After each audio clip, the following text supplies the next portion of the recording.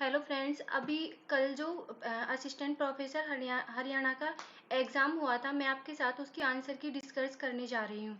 तो question number 1, political science का paper है, मेरे पास सेट बी है।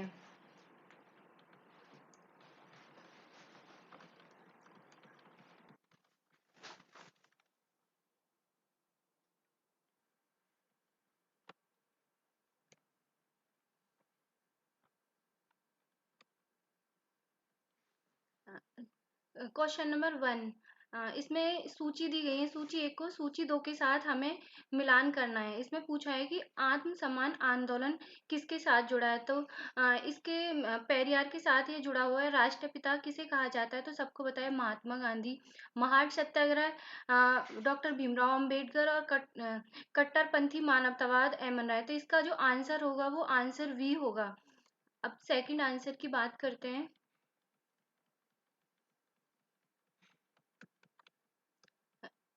इसमें भी सूची दी गई है। सूची 1 को सूची 2 के साथ मिलान करना है।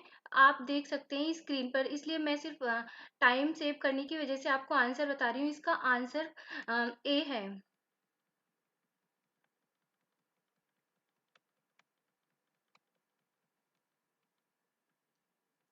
नीचे दो कथन दिए गए हैं और उसका एक के दूसरे का कारण बताया गया है। कथन एक दिया गया है कि शांति पर बलपूर्वक शक्ति या बल के महत्व पर जोर देता है। इसका जो कारण है, संभवतः मौर्य काल के बाद अव्यवस्था की बढ़ती ताकतों के कारण। तो इसका जो आंसर होगा वो आंसर वी होगा। ए और आर दोनों सत्य हैं, लेकिन आर ए का सही स्पष्टीकरण नहीं करता।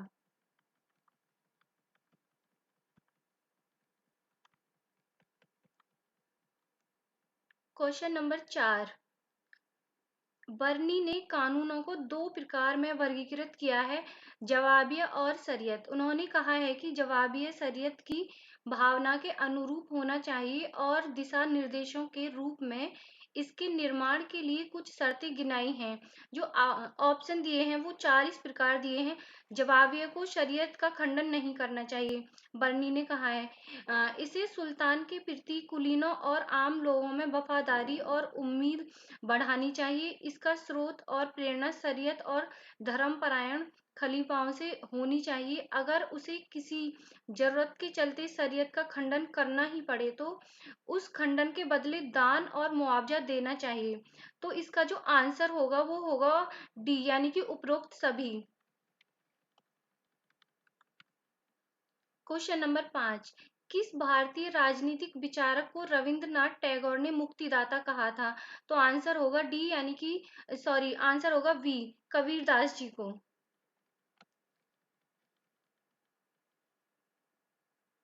यहाँ पे एक कथन दिया गया है, वह तालाब नहीं वह जलाशय है, वह घड़ा या सुराही नहीं वह एक वास्तविक बैरल है, वह छोटी मछली या सार्डिन नहीं वह एक विशाल लाल आंखों वाला कार्प है, वह एक साधारण 16 पंखुड़ियों वाला कमल नहीं वह 1000 पंखुड़ियों वाला शानदार कमल है। निम्नलिखित में से किसके बारे में यह कहा गया है। तो यह कथन स्वामी विवेकानंद जी के बारे में कहा गया है।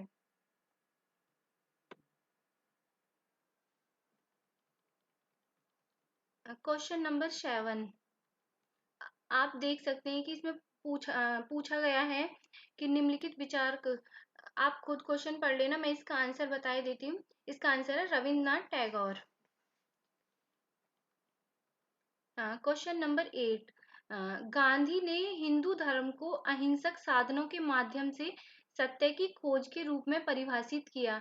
तो यह उनकी जो पुस्तक है यंग इंडिया, उसमें किया है। क्वेश्चन नंबर 9, जवाहरलाल नेहरू के अनुसार वैज्ञानिक दृष्टिकोण का अर्थ है। तो जो इसका आंसर होगा वो होगा ए, यानी कि जीवन जीने का तरीका और कार्य करने का तरीका।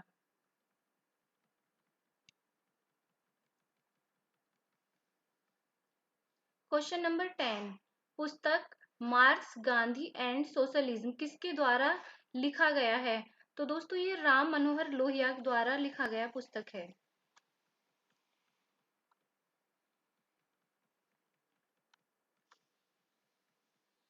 नेक्स्ट क्वेश्चन, कैगली और बिटकॉफ के अनुसार उदारवादी विश्व दृष्टि के अंतर्निहित मान्यताएं निम्नलिखित में से कौन सी हैं? तो आप स्क्रीन पर देख सकते हैं, जो इसका आंसर होगा आंसर डी यानी कि 1 2 4। तो आप खुद मैच कर लेना।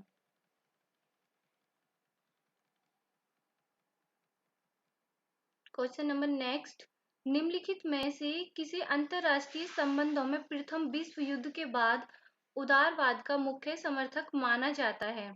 तो इसका जो आंसर होगा आंसर सी यानी कि 1 2 3। आप पढ़ लेना।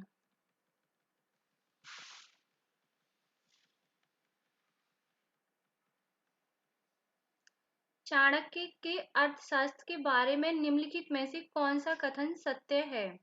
तो इसका आंसर होगा उपरोक्त सभी। अगर आपको इस क्वेश्चन में कोई डाउट है तो मुझे कमेंट्स बॉक्स में आप बता सकते हैं।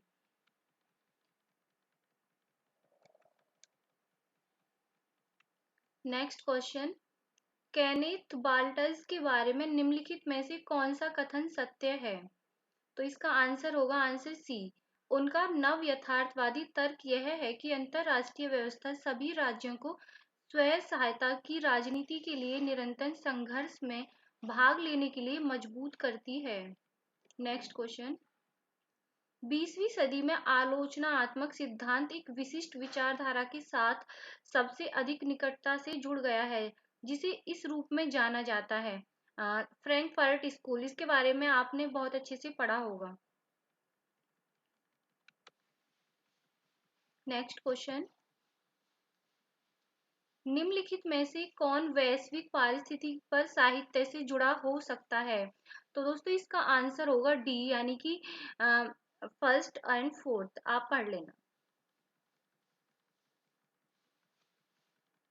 नेक्स्ट क्वेश्चन, संयुक्त राष्ट्र चार्ट का निम्नलिखित में से कौन सा अनुच्छेद सुरक्षा परिषद की संरचना के लिए प्रावधान करता है?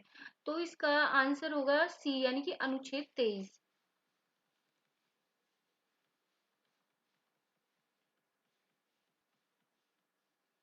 यहाँ पे WTO के बारे में पूछा गया है कि विश्व व्यापार संगठन के बारे में निम्नलिखित में से कौन सा कथन सत्य है? तो इसका होगा सभी सत्य हैं। आप पढ़ लेना।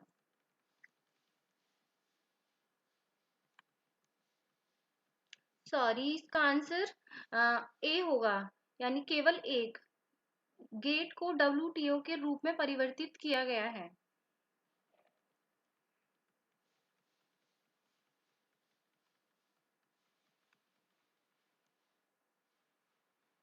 नेक्स्ट क्वेश्चन आपके सामने, निम्नलिखित में से कौन आधुनिक राष्ट्र राज्य प्रणाली के मुख्य तत्व हैं जिन्होंने पिछली शताब्दियों में भी राज्य प्रणाली का आधार बनाया? तो इसका जो आंसर है वो है आंसर ए यानी कि संप्रभुता।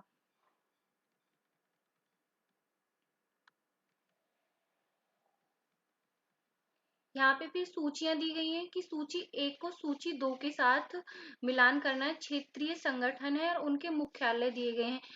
वैसे तो इसका जो आंसर है वो एकदम से करेक्ट नहीं आ रहा है, लेकिन ऑप्शन के अकॉर्डिंग इसका आंसर होगा ए। आप मैच करके देख लीजिएगा।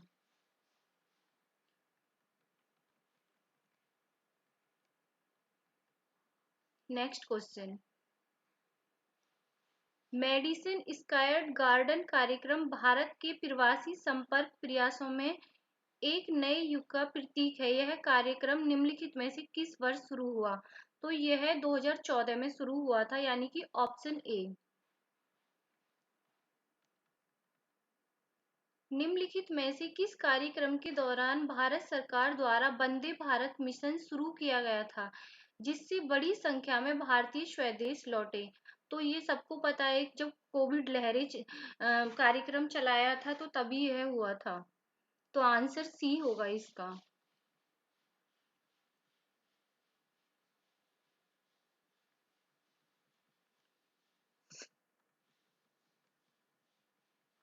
नेक्स्ट क्वेश्चन, बांग्लादेश के साथ भूमि सीमा समझौते पर निम्नलिखित में से किस वर्ष हस्ताक्षर किए गए थे?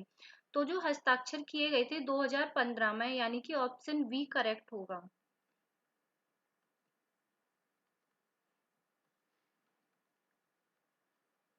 यहाँ फिर से सूची 1 को सूची 2 के साथ मिलान करना है। जैसे कि उरी हमला कब हुआ, बालाकोट हमला, भारत चीन सैन्य संगठन। तो इसका जो आंसर होगा वो आंसर डी होगा, है ना। आप इसको मैच कर लीजिएगा। मैं टाइम कंज्यूम ना हो इसलिए सिर्फ आपको आंसर आंसर बता रही हूँ।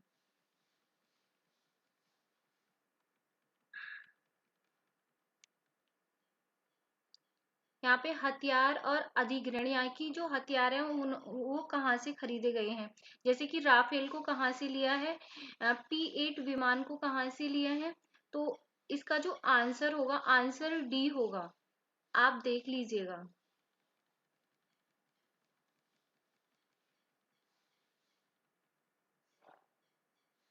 नेक्स्ट क्वेश्चन, भारत अमेरिका संबंध पश्चिम के प्रति भारत के समग्र दृष्टिकोण के केंद्र में है। संबंधों की मजबूती को निम्नलिखित में से किस शब्द से मापा जा सकता है। तो जो इसका जो आंसर होगा डी, यानी कि उपरोक्त सभी।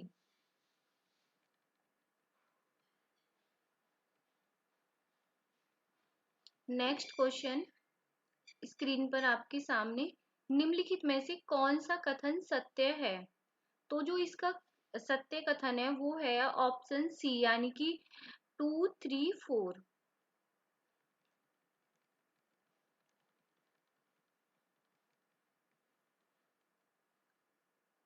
नेक्स्ट क्वेश्चन, गुट निरपेक्ष आंदोलन के बारे में निम्नलिखित में से कौन सा कथन सत्य है। यह जो क्वेश्चन है थोड़ा डाउटफुल है। इसका आंसर मैं आपको वैसे तो करेक्ट बता रही हूँ, लेकिन आपको कोई डाउट हो तो प्लीज मुझे कमेंट बॉक्स में बता दीजिएगा। इसमें पूछा है कि गुट निरपेक्ष आंदोलन के बारे में निम्नलिखित में से कौन सा कथन सत्य है। तो मेरे अकॉर्डिंग जो इसका आंसर होगा आंसर सी होगा, गुट निरपेक्ष आंदोलन का तीसरा शिखर सम्मेलन लुसाका में हुआ था।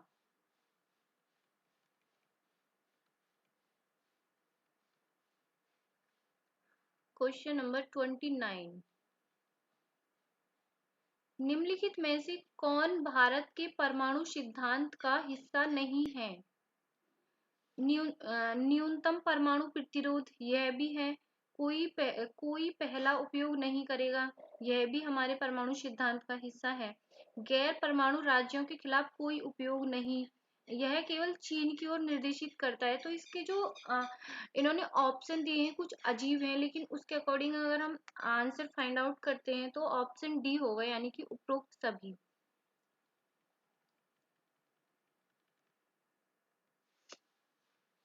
नेक्स्ट क्वेश्चन, भारत चीन सीमा विवाद के बारे में निम्नलिखित में से कौन सा कथन सत्य है। तो इसमें जो सही होगा वो उपरोक्त सभी होगा, आप मैच कर लीजिएगा।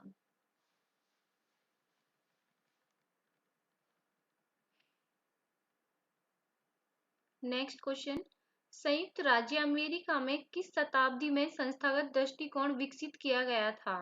तो दोस्तों यह 19वीं शताब्दी में विकसित किया गया था।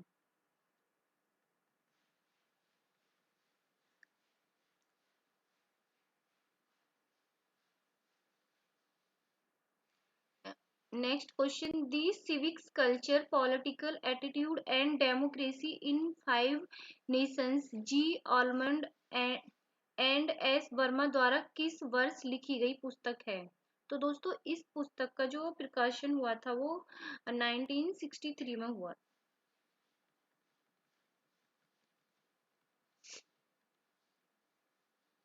राजनीतिक संस्कृति को किसने आमतौर पर साझा लक्ष्यों और आमतौर पर स्वीकृत नियमों के अनुरूप परिभाषित किया। तो आंसर सी, यानी कि जी ऑलमंड और वी पावेल ने। नेक्स्ट क्वेश्चन, निम्नलिखित में कौन नए संस्थागतवाद का विद्वान नहीं है।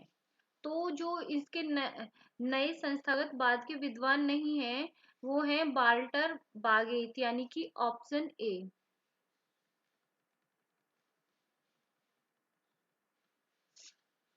नेक्स्ट क्वेश्चन, कौन कहता है कि संविधानवाद की जड़ें उदारवाद, तर्कवाद, व्यक्तिवाद, पूंजीवाद और साम्राज्यवाद में निहित हैं। तो यह कथन ह्यूम का है, यानी कि ऑप्शन सी। नेक्स्ट क्वेश्चन, आधुनिकीकरण के विद्वान कौन हैं? तो आधुनिकीकरण के जो विद्वान हैं वो पाई और एप्टर हैं, यानी कि ऑप्शन बी।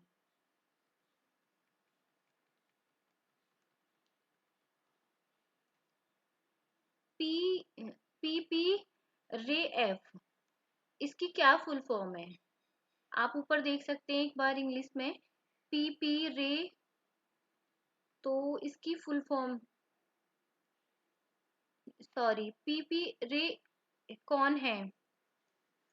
यह एक फ्रांसीसी समाजशास्त्री हैं।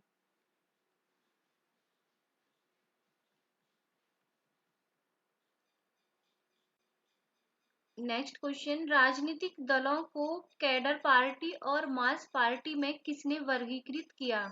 तो दोस्तों यह कैडर पार्टी और मास पार्टी में जो वर्गीकृत किया वो डुबेरज ने किया, यानी कि option D.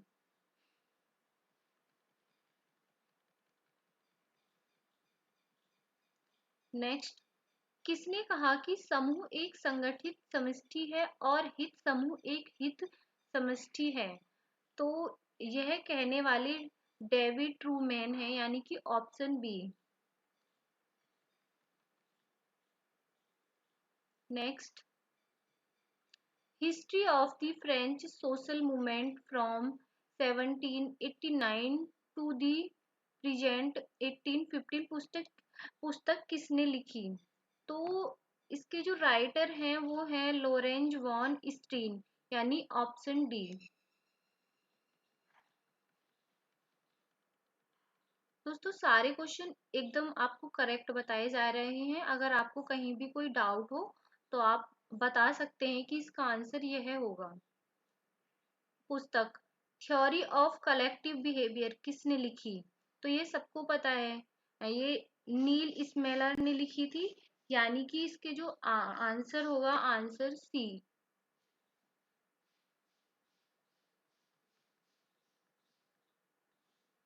Next, false democracy शब्द किसके द्वारा गढ़ा गया था? तो इसका जो ऑप्शन होगा वो होगा सी, यानी कि जकारिया। जो जकारिया थे उन्होंने फॉल्स डेमोक्रेसी शब्द को गढ़ा था।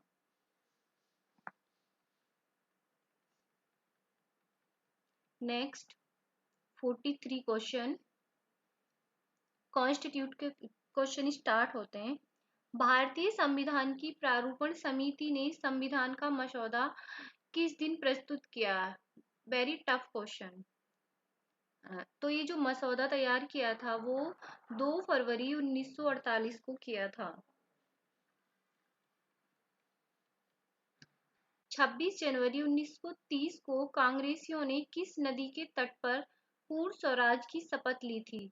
तो ये सबको पता है कि रावी नदी के तट पर शपथ ली थी, यानी कि ऑप्शन सी।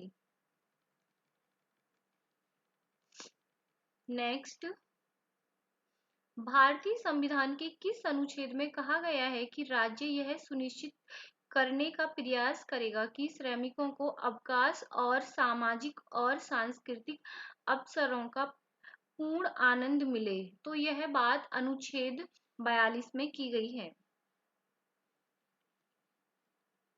नेक्स्ट, भारतीय संविधान के राज्य नीति निर्देशक सिद्धांत किस संविधान से उधार लिए गए हैं? तो इसका जो आंसर होगा ऑप्शन बी, यानी आयरलैंड गणराज्य का संविधान। यह एक वह क्वेश्चन है जो लगभग हर एग्जाम में आता ही आता है।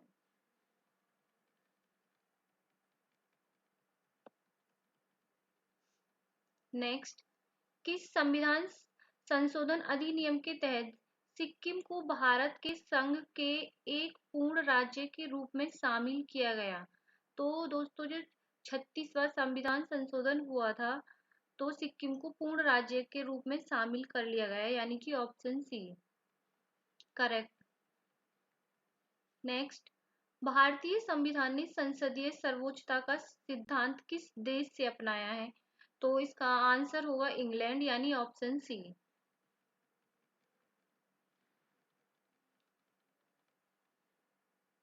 निम्नलिखित में कौन सा अनुच्छेद संविधान के मूल मसौदे में नहीं था? तो ऑप्शन बी, यानी कि अनुच्छेद 51 के। नेक्स्ट, 7वां संशोधन अधिनियम किस वर्ष पारित किया गया? ऑप्शन सी यानी कि 1956 में।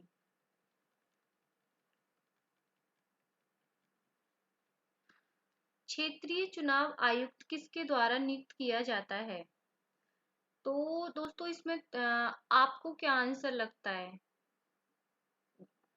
कि क्षेत्रीय चुनाव आयुक्त किसके द्वारा नियुक्त किया जाता है?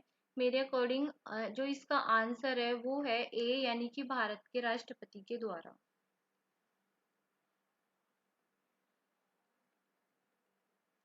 नेक्स्ट, राष्ट्रीय अल्पसंख्यक आयोग अधिनियम किस वर्ष पारित किया गया? तो इसका जो आंसर है वो है ऑप्शन बी, यानी कि 1992 में। आप कमेंट्स बॉक्स में मुझे बता सकते हैं कि आपको वीडियो कैसी लग रही है। नेक्स्ट, निम्नलिखित में से कौन अनुसूचित जाति और अनुसूचित जनजाति की सूची तैयार करने के लिए जिम्मेदार है? तो इसका जो आंसर है वो भारत के राष्ट्रपति भी देखा गया है किसी किसी एग्जाम में, और किसी किसी एग्जाम में किसी राज्य का राज्यपाल। तो जो इसका आंसर है मेरे अकॉर्डिंग वो भारत के राष्ट्रपति होगा। आपका कोई डाउट है या फिर आपको लगता है कि नहीं ऑप्शन बी ठीक होना चाहिए, तो आप कमेंट्स बॉक्स में जरूर बताएं। भारतीय संविधान के भाग 9 में स्थानीय स्वशासन के लिए प्रावधान है, तो ये ग्रामीण क्षेत्रों के लिए प्रावधान है।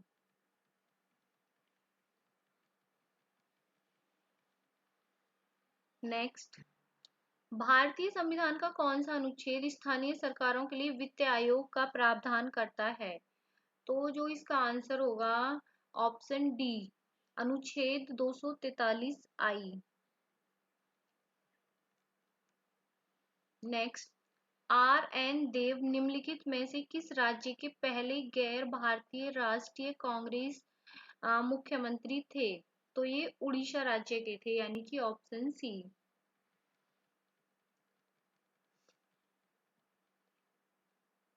नेक्स्ट, प्रथम लोकसभा चुनाव में मतदाताओं द्वारा कितने सदस्य चुने गए थे? तो ये चुने गए थे 489, यानी ऑप्शन ए। यहाँ पूछा गया है निम्नलिखित में से कौन सा कथन सही नहीं है? तो आप सारा पढ़ लीजिएगा, मैं सिर्फ आंसर बता रही हूँ। आंसर होगा सी, यानी जाति न केवल व्यक्ति को उसकी सामाजिक पहचान और सुरक्षा प्रदान करती है, बल्कि यह उसके कर्तव्य और जिम्मेदारियों को भी परिभाषित करती है। तो दोस्तों ऐसा बिल्कुल भी नहीं है कि जो जाति है वो किसी की कर्तव्य और जिम्मेदारियों को परिभाषित करेगी कि वो व्यक्ति इस जाति का है तो उसका यह कर्तव्य होगा। तो यह तो थोड़ी मनुवादी प्रथा का है, तो ये थोड़ा गलत है आंसर इसका। नेक्स्ट, केंद्र सरकार द्वारा गठित भारतीय राज्य पुनर्गठन आयोग 1953 जिसके अध्यक्ष थे? तो इसके जो अध्यक्ष थे वो थे फजल अली, यानी कि option C. Next, Akhil Bharatiya महिला सम्मेलन का गठन किस वर्ष किया गया? तो इसका जो आंसर होगा वो होगा ऑप्शन ए, यानी कि 1927 में अखिल भारतीय महिला सम्मेलन का गठन किया गया था।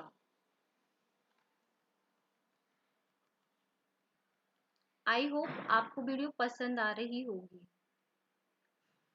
निम्नलिखित में से कौन सा राज्य छठी अनुसूची के अंतर्गत नहीं आता है?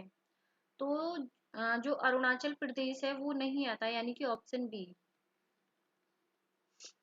नेक्स्ट, लोक प्रशासन को किसने सार्वजनिक कानूनों के विस्तृत और व्यवस्थित क्रियान्वयन के रूप में परिभाषित किया? सामान्य कानून का प्रत्येक विशेष अनुप्रयोग प्रशासन का एक कार्य है। तो यह कथन वुडरो विल्सन का है, यानी कि ऑप्शन सी।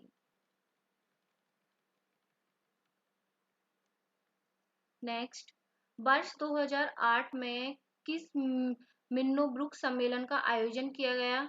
तो यह मिन्नो ब्रुक सम्मेलन थर्ड था, यानी ऑप्शन बी। वैज्ञानिक प्रबंधन शब्द किसके द्वारा गढ़ा गया? तो यह एल डी ब्रांडीज, यानी कि ऑप्शन डी ठीक होगा। नेक्स्ट, निम्नलिखित में से कौन सा युग्म सही नहीं है? जो सही नहीं है वो है नेतृत्व, आदमी और कार्य। ए एच मास्लो यानी option D. Next, work and motivation पुस्तक के लेखक कौन हैं? तो इसके लेखक हैं विक्टर ब्रूम यानी ऑप्शन सी। सिद्धांत एक्स और वाई सिद्धांत निम्नलिखित में से किस विद्वान से संबंधित है? तो यह सभी को पता है, जैसा कि अब्राहम मास्लो से, नहीं सॉरी, डगलस मैकग्रेगर से संबंधित है यानी ऑप्शन बी।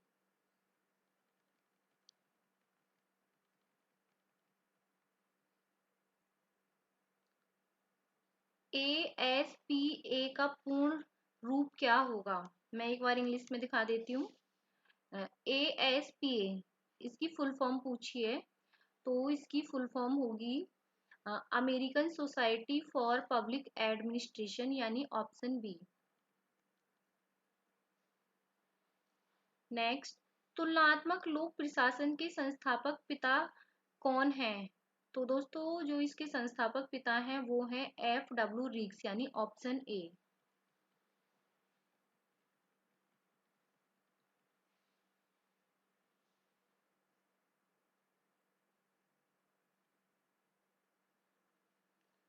नेक्स्ट क्वेश्चन है, यहाँ पे पूछा गया है कि फ्रेड डब्ल्यू रिग्स की पुस्तक प्रिज्मेटिक सोसाइटी रिव्यू टेड विश्लेषण करती है, यानी पूछा है कि इसमें किसकी विशेषताएं बताई गई हैं।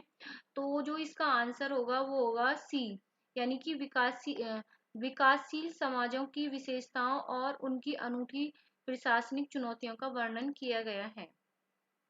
नेक्स्ट, किस वर्ष में उप सहारा अफ्रीका पर विश्व बैंक के दस्तावेज में पहली बार शासन की अवधारणा पर प्रकाश डाला गया? तो जो यह प्रकाश डाला गया था दोस्तों वो 1992 में डाला गया यानी ऑप्शन ए करेक्ट होगा। नेक्स्ट यानी 72 क्वेश्चन, सामुदायिक विकास कार्यक्रम शुरू किया गया था वर्ष 1992 में, ऑप्शन बी।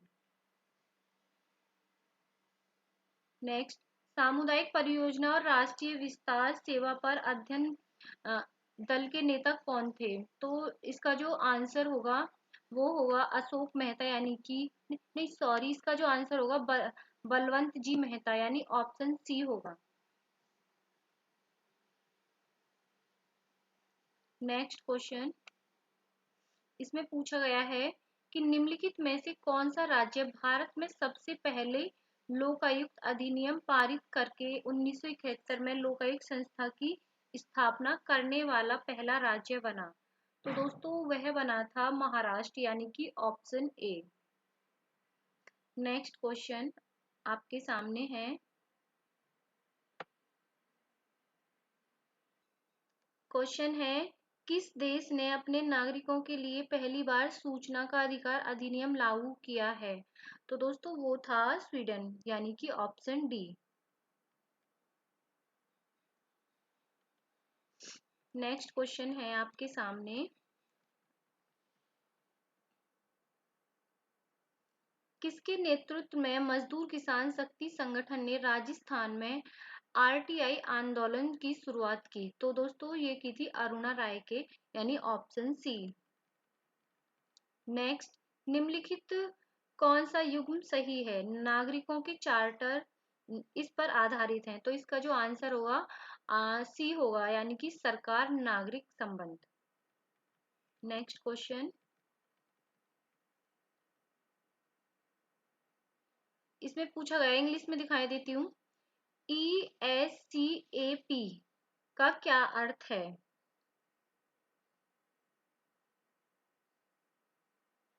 तो दोस्तों इसका जो करेक्ट आंसर है वो ठीक से पता नहीं चल पाया, तो आप मुझे इसका आंसर कमेंट बॉक्स में बता दीजिएगा। नेक्स्ट क्वेश्चन, 15 अगस्त 1995 को शुरू किए गए प्राथमिक शिक्षा के लिए पोषण सहायता के लिए राष्ट्रीय कार्यक्रम यानी कि NPA निम्नलिखित में से प्रावधान किए गए, मतलब किसके तहत प्रावधान किए गए? तो मध्याह्न भोजन योजना यानी कि ऑप्शन ए करेक्ट होगा। नेक्स्ट, साइलेंट स्प्रिंग पुस्तक किसके द्वारा लिखी गई? तो इसके जो लेखक हैं वो हैं राचेल कार्सन यानी कि ऑप्शन सी। नेक्स्ट क्वेश्चन, निम्नलिखित में से कौन जटिल समानता के विचार को प्रचलित करता है? तो जटिल समानता के विचार को जो प्रचलित करता है वो करता है माइकल बाल्जर यानी ऑप्शन बी। नेक्स्ट क्वेश्चन, आप इसे पढ़ लीजिएगा। ये है क्वेश्चन नंबर 82। तो मैं सिर्फ इसका आंसर बता देती हूँ आपको। इसका जो आंसर होगा उपरोक्त सभी यानी कि ऑप्शन डी। नेक्स्ट देखते हैं, निम्नलिखित में से कौन जनमत संग्रह लोकतंत्र से संबंधित है? तो इसमें जो आंसर होगा यानी ऑप्शन सी 3 और 4 दोनों करेक्ट हैं। नेक्स्ट क्वेश्चन है 84। इसमें वर्क दिए गए हैं और पब्लिशिंग ईयर दी गई है, मतलब कार्य वर्ष। तो इन्हें आप मैच कर लीजिएगा पढ़ के एक बार, और मैं आपको इसका सिर्फ आंसर बताती हूँ जो कि ऑप्शन ए करेक्ट है। नेक्स्ट क्वेश्चन, निम्नलिखित में से किस विचारक ने इन डिफेंस ऑफ पॉलिटिकल पुस्तक लिखी? तो बर्नार्ड क्रिक ने, ऑप्शन बी करेक्ट होगा। नेक्स्ट, समाजवादी राजनीतिक विचारकों के बीच मतभेद के बावजूद हम निम्नलिखित के संदर्भ में सामान्य विशेषता का पता लगाएंगे। तो इसमें जो आंसर होगा ऑप्शन डी यानी कि उपरोक्त सभी। नेक्स्ट है आपके सामने प्रसिद्ध कृति vindication of the rights of women निम्नलिखित में से किस विचारक द्वारा लिखी गई है? तो ये मैरी वॉस्टनक्राफ्ट यानी कि ऑप्शन बी करेक्ट होगा। नेक्स्ट क्वेश्चन, कार्ल मार्क्स का तर्क है कि अलगाव पूंजीवादी व्यवस्था की मुख्य विशेषता है। यह तर्क उसकी किस पुस्तक में है? तो जो इसका आंसर होगा आंसर में option A the economic and philosophical manuscript. Next question आपके सामने दे रखा है, निम्नलिखित में से किस विचारक ने तर्क दिया? तो आप इसको पढ़ लीजिएगा। इसका मैं आंसर बताती हूँ, ऑप्शन ए करेक्ट यानी कि विल किमलिका। नेक्स्ट, यथार्थवाद के उपकरण हैं, तो इसको भी पढ़ लीजिएगा। सिर्फ इसका आंसर बता देती हूँ, आंसर जो करेक्ट होगा वो होगा ऑप्शन ए हंटिंगटन। इसमें बुक्स दी गई हैं और थिंकर। सूची 1 को सूची 2 के साथ मिलान करना है, तो आप देख लीजिए रिपब्लिक, इमाइल, है ना। तो जो इसका करेक्ट आंसर होगा यानी कि डी, ऑप्शन डी करेक्ट है। नेक्स्ट क्वेश्चन, इसमें पूछा गया है कि यदि ज्ञानवान लोगों को शहर राज्य की राजनीति के शीर्ष पर रखा जाए तो राजनीतिक बुराइयां और अन्याय को समाप्त किया जा सकता है। प्लेटो का उपयुक्त विश्वास किससे प्रभावित था? तो दोस्तों यह सुकरात से प्रभावित था, यानी ऑप्शन सी करेक्ट होगा। नेक्स्ट क्वेश्चन, अरस्तु की अपने समाज की परंपराओं के करीब रहने की प्रवृत्ति को अक्सर उनके रूढ़िवादिता के साथ जोड़ा जाता है, यानी कि ऑप्शन जो है इसका वी करेक्ट है। नेक्स्ट क्वेश्चन आपके सामने है, हॉब्स के अनुसार सुख का अर्थ है। तो दोस्तों हॉब्स के जो अनुसार है सुख का अर्थ होता है, उसने प्राथमिकता दी है सबसे पहले आनंद को। तो ये अकॉर्डिंग टू मी जो इसका आंसर है वो सी होना चाहिए, लेकिन कहीं कहीं शक्ति को भी माना गया है। तो आपके अकॉर्डिंग क्या ठीक है, आप वो देख लीजिएगा, कमेंट बॉक्स में मुझे भी बता दीजिएगा। नेक्स्ट क्वेश्चन, इसमें अभिकथन और कारण दिया गया है, आप पढ़ लीजिएगा। मैं इसका आंसर बताऊंगी सिर्फ। तो इसका आंसर होगा ऑप्शन ए और आर दोनों सत्य हैं, आर ए का सही स्पष्टीकरण करता है। ओके। नेक्स्ट, रूसो मनुष्य के स्वभाव के बारे में क्या सत्य है? तो जो रूसो के अकॉर्डिंग मनुष्य का स्वभाव है यानी ऑप्शन बी करेक्ट, यानी व्यक्ति शांतिपूर्वक रहते थे, मनुष्य की विशेषता आत्म प्रेम है।